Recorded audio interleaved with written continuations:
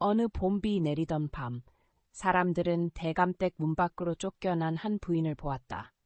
그녀는 낡은 집신 한 켤레만 신고 있었고 눈빛에는 공포가 가득했다. 아무도 감히 그녀에게 다가가지 못했다. 단 한 사람을 제외하고 마을 사람들에게 멸시받던 한 푸죽간 사내였다. 그녀는 비단 속에서 자라난 고귀한 아씨였고 그는 날마다 피와 칼 사이에서 생계를 이어가는 사내였다. 두 사람은 절대 만날 인연이 아니었다. 하지만 바로 그 밤 기이한 일이 일어났다.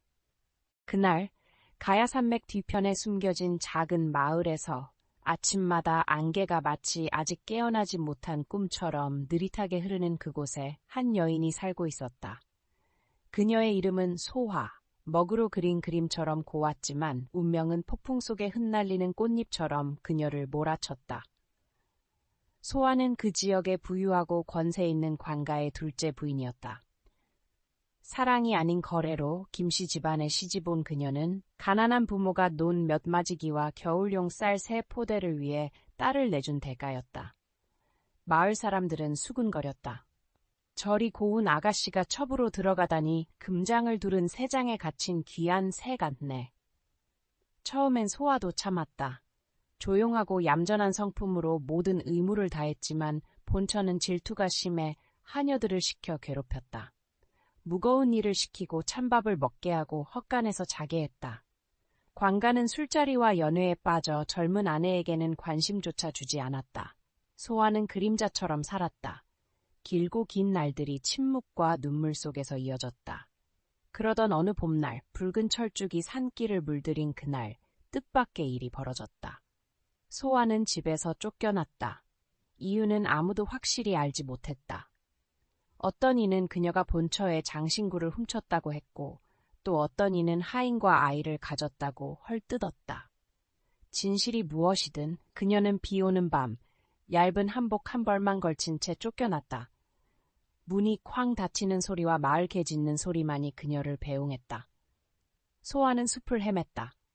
맨발로 차가운 돌과 마른 가지를 밟으며 비는 긴 머리를 젖게 했고 그녀의 눈은 비 때문이 아닌 울분으로 흐려졌다. 그녀는 걷고 또 걸었다. 밤이 지나 새벽이 올 때까지. 그녀가 진흙길 끝 개울가에 쓰러진 바로 그때. 그날 아침 백두라는 도축업 남자가 마을 어귀 개울가에서 물을 뜨다가 그녀를 발견했다. 그는 산 근처의 초가집에 혼자 살며 마을 사람들로부터 멸시받는 천한 직업을 가진 자였다. 하지만 그는 마음이 따뜻한 사람이었다. 아침마다 조상에게 물을 올리고 시장에 나가 고기를 썰고 굶주린 고양이를 보면 찬밥을 내어놓을 줄 알았다. 개울가에서 몸이 젖고 진흙에 더러워진 여인을 본 백두는 처음엔 놀랐다. 하지만 그녀가 아직 숨을 쉬고 있음을 알자 망설이지 않았다. 그는 그녀를 어깨에 들쳐 업고 산길을 넘어 자신의 초가집으로 향했다. 가녀린 몸은 쌀자루보다도 가벼웠지만 백두의 마음은 무겁고도 복잡했다. 마치 누군가의 비극을 온전히 껴안은 듯이. 그는 그녀를 마른 집자리 위에 눕히고 따뜻한 물로 얼굴을 닦고 유일한 낡은 이불을 덮어주었다. 소아는 하루 밤낮을 혼수 상태로 지냈다. 그 사이 백두는 옆을 지키며 누룽지로 죽을 쓰고 솔린 물로 이마를 닦아주었다. 겨울이면 자신이 아플 때 쓰던 바로 그 방법으로. 소아가 깨어났을 때 그녀의 눈엔 눈물이 맺혀 있었다. 처음엔 공포에 휩싸였다. 자신이 인신매매당했거나 기생집에 팔려간 줄로만 알았다. 하지만 눈앞에 펼쳐진 작은 초가, 부엌에 장작 타는 냄새, 불가에 놓인 젖은 고무신을 보고는 안심했다. 여긴 어디죠? 그녀의 목소리는 쉬어 있었다. 그냥 내 집입니다. 이제 괜찮아요. 백두는 그렇게 대답하며 차마 그녀를 똑바로 보지 못하고 고개를 돌렸다. 그 후로 소아는 백두의 집에 머물렀다. 돌아갈 곳이 없었기 때문이다. 비록 한때 양반가의 부인이었던 그녀가 도축업자와 함께 지낸다는 사실은 세상의 도덕과 체면에 반하는 일이었지만 그녀는 그곳에 남았다. 적어도 그곳엔 매질도 멸시도 질투와 계략도 없었으니까. 그 작은 나무 오두막에 소아가 살게 된 이후 봄이 지나고 여름이 찾아왔다. 여름비가 초가지붕을 지나칠 때마다 밤은 더 싸늘해졌지만 그 단출한 집 안 공기는 서서히 따뜻해졌다. 그것은 불씨가 아니라 세상에 버림받았던 두 사람이 서로 기대며 살아간다는 사실 때문이었다. 백두는 여전히 그대로였다. 말이 적고 소박하며 새벽부터 해질녘까지 묵묵히 일했다. 시장에 나가면 여전히 고기를 팔았고 마을 사람들 앞에선 고개를 숙였다. 심지어 사람들은 여전히 그를 그놈의 도살업자라며 경멸했고 그는 변화하지 않았다. 하지만 집으로 돌아와 어슴푸레한 등불 아래 채소 씻고 물 올리는 소아의 모습이 보일 때면 비로소 그에게도 돌아갈 곳, 판단 없는 안식처가 있음을 느끼곤 했다. 소아는 날이 밝아갈수록 변했다. 처음에 돌처럼 침묵하던 그녀는 집 다듬고 백두의 옷을 수선하고 오두막 뒤에 파와 배추를 심기 시작했다. 새벽새 소리에 눈뜨면 소나무차를 우리는 일이 일상이 되었고 정성껏 현관 앞에 내려두곤 했다. 하지만 둘은 알고 있었다. 이 삶이 순탄치만은 않다는 것을. 어느 날 오후 백두가 일을 마치고 돌아왔을 때 오두막 앞엔 낯선 얼굴들이 모여 있었다. 그들은 마을 사람들이었고 곰살 맞지 않은 시선으로 속삭이고 있었다. 김씨 처가 여기 있다던가? 도살업자 따위가 관찰 부인을 받아들였다니 하늘이 무너질 일 아니냐? 어떤 늙은 여자는 소아를 가리키며 독서를 퍼부었다. 쫓겨난 여자가 도살업자 기대고 산다는데 부끄럽지도 않나? 소아는 아무 말 없이 돌아오더니 문을 닫았다. 그런데 그 말들은 칼날처럼 깊게 박혔다. 그날 밤 백두는 식탁 앞에 앉아 식은 밥을 바라보다가 낮은 목소리로 말했다. 가고 싶으면 산 위 절에 데려다 줄 수 있어요. 거기선 승려들이 받아주실 거예요. 소아는 고개를 들었다. 한참 동안 침묵하더니 고개를 흔들었다. 당신의 망치 소리, 장작 타는 냄새, 고양이 밥 달라는 목소리, 나는 어느 하나도 떠나고 싶지 않아요. 백두는 아무 말도 하지 않았다. 불 속에 장작을 던지며 붉어진 눈을 똑바로 내비추지 않았다. 며칠 뒤 소아는 어느 날 개울가에서 물을 빨다가 발을 헛디뎠다. 발목이 상해 며칠이나 움직일 수가 없었다. 백두는 그날부터 모든 일을 멈추고 그녀를 위해 죽을 끓이고 약을 갈아 먹였으며 산 위에 있는 약초 선생을 찾아가도록 업어다 주기까지 했다. 그날 밤 그녀를 편안히 눕히고 백두는 작은 보자기를 건넸다. 그 안엔 오래된 은으로 된 비녀 하나가 들어있었다. 그 작은 나무 오두막에 소아가 살게 된 이후 봄이 지나고 여름이 찾아왔다. 여름비가 초가지붕을 지나칠 때마다 밤은 더 싸늘해졌지만 그 단출한 집 안 공기는 서서히 따뜻해졌다. 그것은 불씨가 아니라 세상에 버림받았던 두 사람이 서로 기대며 살아간다는 사실 때문이었다. 백두는 여전히 그대로였다. 말이 적고 소박하며 새벽부터 해질녘까지 묵묵히 일했다. 시장에 나가면 여전히 고기를 팔았고 마을 사람들 앞에선 고개를 숙였다. 심지어 사람들은 여전히 그를 그놈의 도살업자라며 경멸했고 그는 변화하지 않았다. 하지만 집으로 돌아와 어슴푸레한 등불 아래 채소 씻고 물 올리는 소아의 모습이 보일 때면 비로소 그에게도 돌아갈 곳, 판단 없는 안식처가 있음을 느끼곤 했다. 소아는 날이 밝아갈수록 변했다. 처음에 돌처럼 침묵하던 그녀는 집 다듬고 백두의 옷을 수선하고 오두막 뒤에 파와 배추를 심기 시작했다. 새벽새 소리에 눈뜨면 소나무차를 우리는 일이 일상이 되었고 정성껏 현관 앞에 내려두곤 했다. 하지만 둘은 알고 있었다. 이 삶이 순탄치만은 않다는 것을. 어느 날 오후 백두가 일을 마치고 돌아왔을 때 오두막 앞엔 낯선 얼굴들이 모여 있었다. 그들은 마을 사람들이었고 곰살 맞지 않은 시선으로 속삭이고 있었다. 김씨 처가 여기 있다던가? 도살업자 따위가 관찰 부인을 받아들였다니 하늘이 무너질 일 아니냐? 어떤 늙은 여자는 소아를 가리키며 독서를 퍼부었다. 쫓겨난 여자가 도살업자 기대고 산다는데 부끄럽지도 않나? 소아는 아무 말 없이 돌아오더니 문을 닫았다. 그런데 그 말들은 칼날처럼 깊게 박혔다. 그날 밤 백두는 식탁 앞에 앉아 식은 밥을 바라보다가 낮은 목소리로 말했다. 가고 싶으면 산 위 절에 데려다 줄 수 있어요. 거기선 승려들이 받아주실 거예요. 소아는 고개를 들었다. 한참 동안 침묵하더니 고개를 흔들었다. 당신의 망치 소리, 장작 타는 냄새, 고양이 밥 달라는 목소리, 나는 어느 하나도 떠나고 싶지 않아요. 백두는 아무 말도 하지 않았다. 불 속에 장작을 던지며 붉어진 눈을 똑바로 내비추지 않았다.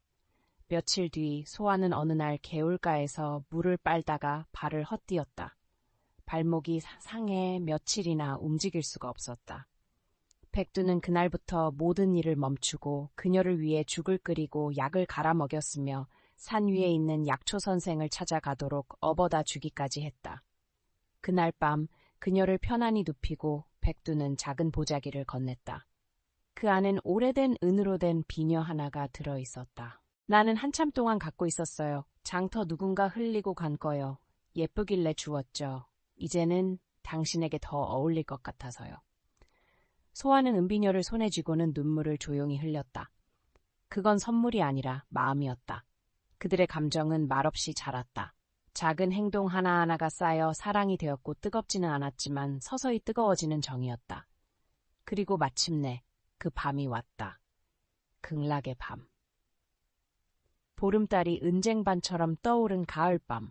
들풀 위로 부드러운 바람, 숲은 환상적인 빛에 잠겼다. 백두는 집 뒤에 대나무 자리 깔고 특별한 만찬을 준비했다. 연근을 넣어 푹 고운 된장국에 된장 양념한 생선구이, 그리고 숙성된 매실주. 소아는 김씨 집에서 가져온 흰색 한복을 입고 백두가 준 은비녀를 머리에 달았다. 달빛 아래 그녀는 버림받은 여인이 아니었다. 다시 핀 꽃이었다. 그들은 말없이 함께 앉았다. 술을 마시며 달을 바라보고 때때로 미소를 지었다. 백두는 옷 속에서 작은 종이 한 장을 꺼냈다. 옛민요 가사였다. 높은 산 위 밝은 달 아래 권세업 없어도 함께할 수 있네. 약속 없는 손맞잡음, 그저 내일 함께 깨어나길 바라네. 소아는 그 글을 읽고 잠시 침묵하다 입을 뗐다. 전생에 제가 새였고 당신이 나무였다면요? 그저 곁에 서는 것만 허락된. 백두의 눈빛이 흔들렸다. 그의 목소리는 탁하게 떨렸다. 이번 생엔 내가 당신을 지키고 싶어요. 비바람 몰아쳐도 추워도 당신이 춥지 않게. 대나무 이파리가 흔들리고 달빛은 그들의 눈동자를 은빛으로 물들였다. 그 밤 그들은 서로 곁에 누웠다. 욕망이 아닌 완전한 교감 속에서. 미래도 과거도 필요 없었다. 그 밤 극락의 밤만이 진실이었다. 다음 날 아침 소아가 말했다. 이제 처가 되고 싶지 않아요. 저는 백두의 소아다. 그 하나면 충분해요. 백두는 살짝 떨리는 손으로 그녀를 꼭 껴안았다. 그때부터 마을 사람들은 점차 수군거림을 멈췄다.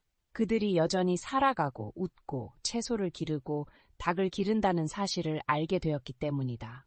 시간이 흐르면서 사람들은 그녀가 과거 권세가의 부인이었다는 것도 그가 도살업자였다는 것도 잊었다. 그저 숲속 언덕 아래 한 쌍의 부부가 살며 평온하게 꿈꾸는 이들이 있었음을 기억할 뿐. 그해 겨울은 일찍 찾아왔다. 찬바람이 골짜기를 휘몰아치며 집 앞 대나무 숲 사이로 매섭게 불었다. 백두는 아직 어둠이 채 걷히지 않은 새벽에 일어나 낡고 어깨가 해진 속옷을 걸쳐 입고 밖으로 나섰다. 그날 그는 평소보다 훨씬 늦게 돌아왔다. 얼굴은 창백했고 손에는 작고 가벼운 쌀 한 봉지를 꼭 쥐고 있었다. 소아는 말없이 그것을 받아들며 그의 손에 굳어진 굳은 살을 바라보았다. 그녀는 알고 있었다. 백두가 겨울을 버티기 위한 생필품을 사기 위해 읍내까지 내려가 피를 팔았다는 것을. 그는 아무 말도 하지 않았지만 그의 옷깃에서는 아직도 소독약 냄새가 은은히 남아 있었다. 어느 날 밤 그가 깊이 잠든 사이 소아는 등잔불 옆에 앉아 조용히 편지를 썼다. 그녀의 글씨는 부드러우면서도 단단했다. 다음 생이 있다면 나는 평범한 여인이 되어 당신을 만나고 싶습니다. 불행한 운명 속이 아니라 봄바람 부는 어느 날 오후 마을 장터나 산자락 아래에서요. 당신은 더 이상 도살업자가 아니고 나도 버려진 여인이 아니며 우리는 단지 두 사람, 스쳐 지나가다 서로를 택한 인연이기를. 그녀는 그 편지를 조심히 접어 백두가 추석날 밤 손수 깎아 선물한 나무 상자 안에 넣었다. 바로 그 극락의 밤에. 그러나 겨울은 단지 추위만을 가져오지 않았다. 예기치 못한 균열도 함께 데려왔다. 소아는 점점 기침을 더 많이 했다. 처음엔 단순한 감기처럼 보였지만 곧 그녀의 기침은 가슴을 찢는 듯한 소리로 변해갔다. 어느 날 그녀는 피를 토했다. 당황한 백두는 밤새 그녀를 업고 의원을 찾아갔다. 그러나 돌아온 말은 너무나 가혹했다. 봄까지 버티면 그것만으로 기적이오. 노 의원은 말없이 한숨을 쉬었다. 그날 이후 백두는 더 이상 웃지 않았다. 그는 매일 소아를 정성껏 돌보았다. 그녀가 좋아하는 음식을 만들고 마을의 할머니가 알준 약초로 달인 찬물을 끓였다. 밤이면 오래된 마을 이야기들을 들려주며 마치 말로 시간을 붙잡으려는 듯했다. 어느 날 소아는 그의 손을 잡았다. 슬퍼하지 마세요. 나는 죽는 게 두렵지 않아요. 다만 당신이 다시 예전처럼 혼자 남게 될까봐 그것이 더 무서워요. 백두는 그녀의 손을 꼭 쥐며 쉰 목소리로 말했다. 당신이 없어도 나는 매일 밤 등불을 밝히고 밥을 짓고 배추를 심을 겁니다. 당신이 여전히 이곳에 있는 것처럼요. 소아는 미소 지었다. 힘이 빠진 얼굴로. 그럼 내가 늘 당신을 기다린 사람처럼 살아주세요. 네? 어느 밤 눈이 무릎까지 쌓이던 날 백두가 물을 데우고 있을 때 희미한 부름이 들렸다. 그는 급히 그녀 곁으로 달려갔다. 소아! 그녀는 그를 바라보며 눈동자에 맑은 물기를 담고 말했다. 다시 이야기해 주세요. 그날 당신이 나를 구하던 이야기. 그는 그녀 옆에 앉아 손을 꼭 잡았다. 그날도 눈이 내렸어요. 당신은 강가의 나무 밑에 누워 있었고 옷은 찢어졌고 얼굴은 새하얗게 질려 있었죠. 마을 사람들은 그냥 지나갔지만 나만이 멈춰 서 있었어요. 당신을 뭐라 불러야 할지 몰랐죠. 부인인지 죽어가는 사람인지. 그리고 그 다음엔요? 당신을 그냥 두면 그 누구도 당신의 고통을 세상에 전하지 못할 거라 생각했어요. 그래서 업고 돌아왔어요. 그때부터 알았어요. 내 삶은 다시는 평온하지 않을 거라고. 소아는 작게 웃으며 눈을 감았다. 그녀의 입술이 무언가를 속삭였지만 그는 들을 수 없었다. 다만 그녀의 입꼬리에 머문 평온한 미소만이 그의 가슴에 오래도록 남았다. 이튿날 아침, 마을 사람들은 백두가 처마 아래 가만히 앉아 있는 것을 보았다. 그의 손엔 하얀 손수건이 쥐어져 있었고 집 안에는 이미 소화의 숨결이 멎어 있었다. 누구도 말을 하지 않았다. 그저 가늘게 내리는 눈만이 슬픔을 덮어주고 있었다. 마을 사람들은 조촐한 장례식을 열었다. 곡성도 화려한 제례도 없었다. 백두만이 그녀의 곁에 서서 그가 구하고 사랑했던 여인을 묻었다. 그리고 그의 가슴 깊은 곳에 영원히 아물지 않을 상처를 남겼다. 장례 후에도 백두는 마을을 떠나지 않았다. 그는 여전히 그 작은 나무집에 머물렀다. 매일 아침 그는 차를 끓이고 현관에 찻잔 2개를 올려두었다. 밥상에는 여전히 2사람분의 밥이 놓였고 그는 배추에게 말을 걸고 고양이에게 노래를 불렀으며 매일 밤마다 등불을 밝혔다. 처음엔 마을 사람들이 그를 비웃었지만 시간이 흐르면서 그 누구도 그를 놀리지 않았다. 아이가 어머니에게 물었다. 왜 저 아저씨는 아무도 없는데 말해요?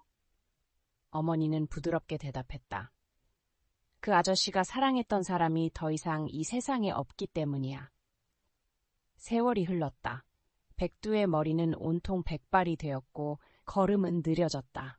어느 날 마을 사람들은 그가 장에 나오지 않는 것을 이상히 여겨 집을 찾았다. 그는 조용히 누워 있었고 그의 손에는 소아가 남긴 편지가 담긴 나무 상자가 꼭 쥐어져 있었다. 책상 위엔 찻잔 2개가 있었다. 하나는 아직도 김이 모락모락 피어올랐다. 바깥엔 햇살이 들고 마당엔 노란 배춧꽃이 피어 있었다. 그 후 마을 사람들은 이야기했다. 보름달이 환한 밤이면 숲속의 그 오래된 집에서 희미한 등불이 보인다고. 남자의 웃음소리와 여자의 속삭임이 들린다고. 누구도 무서워하지 않았다. 아이들조차 장난스레 말했다. 저 집 아저씨랑 아주머니가 또 이야기하고 있대. 마을 사람들은 묘지 옆에 작은 비석을 세웠다. 그 위에는 이런 문장이 새겨져 있었다. 한 사람은 구했고 한 사람은 남았다. 사랑은 이름이 없어도 끝까지 살아 숨쉬었다. 그들이 세상을 떠난 후 숲가에 있는 그 작은 나무집은 시간이 지나며 잊혀질 뻔했지만 아니었다. 그곳은 여전히 묵직한 침묵으로 서 있었다. 마치 한편의 책장이 아무도 넘기지 못한 채 남겨진 채 그들의 조용한 사랑의 증인처럼. 어느 초봄, 서울에서 한 대학생이 그 마을을 찾았다. 전통문학을 전공하며 녹음기와 수첩을 들고 온 그는 신분 없는 연인의 집에 얽힌 이야기를 들었다. 가난한 도살업자와 한때 부유했던 부인이 마지막까지 함께 살았다는 전설. 하지만 그에게 이건 단순한 민담이 아니었다. 그것은 자신의 여정의 시작이었다. 그는 문을 두드리고 마을 어르신들을 찾아가 물었다. 그러다 허리가 굽고 백발의 한 노인이 그를 인도해 낡은 집 앞에 데려갔다. 노인은 말했다. 나는 그들이 함께 사는 걸 봤소. 조용히. 하지만 우리 마을 어느 부부보다 깊게 서로를 사랑했죠. 혼인도 서류도 없었지만 누구나 그들이 가족이라는 걸 알았소. 대학생은 고개 숙여 감사를 표하고 집 안으로 들어섰다.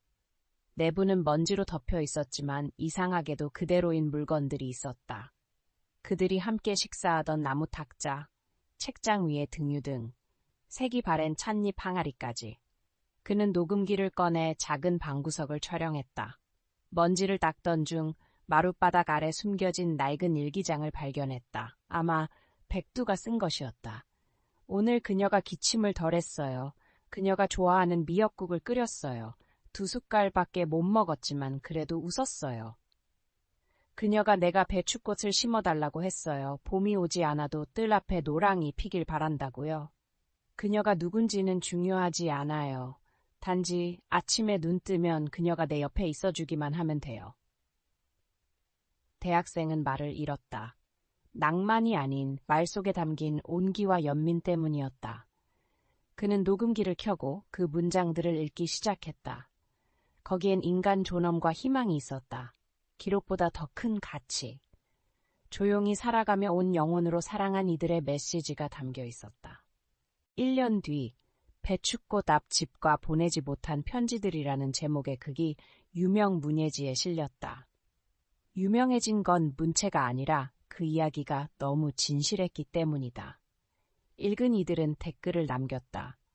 사랑은 꽃과 반지가 아니라 떠나려는 사람에게 뜨거운 차를 우려주는 것이라는 걸 그 글을 통해 알았어요. 아버지를 미워했어요. 너무 감정을 드러내지 않는다고. 하지만 이 이야기 덕분에 알게 됐죠. 사랑은 말이 아니라 조용한 행동이라는 걸. 저는 싱글맘인데 소아와 백두의 사랑을 보며 버림받아도 남아줄 사람이 있다는 걸 믿게 됐어요. 그 이야기는 젊은 층뿐 아니라 전쟁과 상실을 겪은 노년에게도 울림을 주었다. 인간에는 절대 죽지 않아요. 단지 잠잠해졌을 뿐 누군가 깨워주기를 기다릴 뿐이죠. 지방정부는 매체 관심 이후 그 집을 보수하기로 했지만 소란스러운 관광지는 만들지 않았다. 모든 것을 예전 그대로 놔두었다. 금간 탁자, 오래된 찻항아리, 그 모든 상처를. 집 앞에는 작은 나무 표지판 하나만 세웠다. 헌신의 집, 불완전한 두 사람이 완전한 사랑을 전한 곳. 매년 배춧꽃 피는 때 마을 사람들은 집 앞마당에 노란 꽃을 심는다. 아이들은 뛰어놀고 어르신들은 차 한 주전자씩 들고 조용히 앉는다. 말은 많지 않다. 다만 꽃을 보고 한때 조용히 피었던 사랑을 기억할 뿐이다. 그 이야기는 책이 되고 단편 영화가 되고 뮤지컬로도 만들어졌다. 그러나 가장 중요한 건 유명세가 아니라 이 이야기가 우리에게 말하게 했다는 사실이다.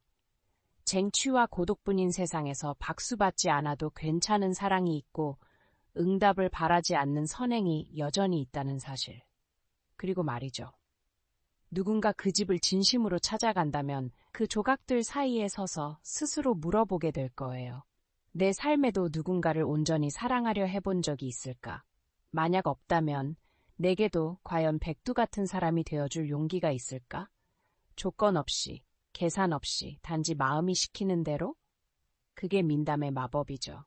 사소해 보이고 잊힐 것 같던 이야기가 부활해 세상을 흔들 수 있다는 것.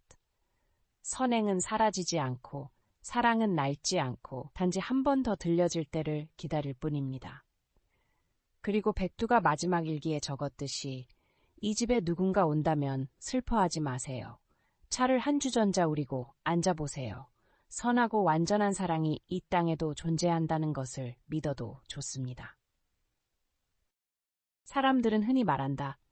시간이 지나면 모든 것이 흐려진다고. 아픔도 추억도. 하지만 역사책에 쓰이지 않아도 여전히 한마을의 기억 속에, 어르신들의 이야기 속에, 그리고 매년 봄마다 피어나는 유채꽃 속에 조용히 살아 숨쉬는 이야기들이 있다. 백두와 소화의 이야기는 단순히 버림받은 부인과 가난한 푸족한 사내의 사랑 이야기가 아니다. 그것은 사랑이란 것이 선의와 진심으로 쌓이면 신분도 편견도 심지어 죽음조차 뛰어넘을 수 있다는 걸 보여주는 증거다. 백두는 한 번도 영웅이었던 적이 없었다. 권력도 명예도 없었다. 하지만 그 누구도 감히 손 내밀지 않던 순간 그는 조용히 손을 내밀었다. 그리고 세상 모든 것으로부터 외면받던 소아는 그 손을 잡고 궁전도 저택도 아닌 작고 낡은 나무집에서 마음의 안식을 찾았다. 사람들은 언젠가 그들의 이름을 잊을지도 모른다. 하지만 그들이 남긴 감정은 여전히 남아있다. 오래된 일기장 속에, 부엌 구석의 찻잎 상자 속에, 그리고 한국 시골 마을의 고요한 작은 집 안에. 어쩌면 그런 작고 소박한 것들이야말로 이 이야기를 오래도록 살아있게 만드는 이유일지도 모른다. 가까이에서 느낄 수 있고 진실하기 때문이다. 만약 당신이 언젠가 세상의 소음에 지치고 너무 많은 기대와 비교에 숨이 막힌다면 그 두 사람을 떠올려 보라. 그들에게는 서로밖에 없었지만 그들은 매일을 살아갔다. 뜨거운 밥 한 그릇, 다정한 눈빛 하나, 그리고 아무도 판단하지 않는 조용한 공간 속에서 서로에게 줄 수 있는 모든 것을 주며 세상은 당신에게 말할지도 모른다. 더 잘나야 하고, 더 부유해야 하고, 더 아름다워야 사랑받을 자격이 있다고. 하지만 이 이야기는 그렇게 말하지 않는다. 다만 조용히 속삭일 뿐이다. 당신은 이미 충분하다고. 다만 당신이 진심으로 살아가고 진심으로 사랑할 용기만 있다면. 이 이야기를 끝까지 들어준 당신도 어쩌면 마음속에 말하지 못한 이야기를 하나쯤 품고 있을지도 모른다. 아직 이름 붙이지 못한 슬픔을 안고 있을지도 모른다. 하지만 믿어보자. 소아가 믿었던 것처럼. 이 넓은 세상 어딘가에는 당신을 바라보고 이해하고 머물러주는 사람이 있을 거라고. 완벽해서가 아니라 있는 그대로의 당신이기에. 그리고 어쩌면 당신의 이야기도 언젠가 누군가의 마음을 조용히 두드리는 작은 선율이 되어 그 누군가에게 위로가 될지도 모른다.